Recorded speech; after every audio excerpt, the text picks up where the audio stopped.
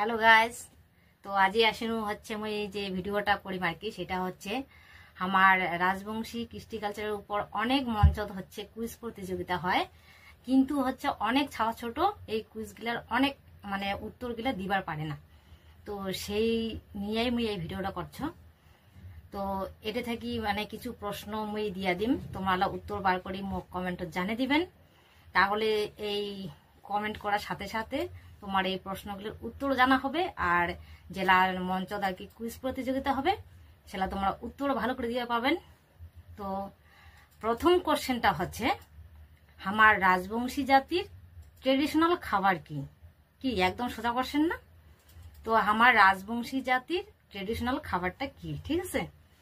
এইবার দ্বিতীয় কোশ্চেন হচ্ছে, আমার রাজবংশী জাতির ট্রেডিশনাল পোশাকটা কি, মানে আমার জাতীয় পোশাক, ঠিক আছে। এটাও একদম সোজা কোশ্চেন, এটাও নিশ্চয়ই পারবেন তোমরা। তো তোমরা কমেন্ট করবেন, কিন্তু ওই এক মানে একসাথে নয়, একটা প্রশ্নের উপর একটা কমেন্ট, ঠিক আছে। যেমন প্রথম কোশ্চেনটার উপর সেটা খাবারটার নাম, দ্বিতীয় কোশ্চেন যেটা কমেন্ট করবেন সেটা হচ্ছে পোশাকটার নাম।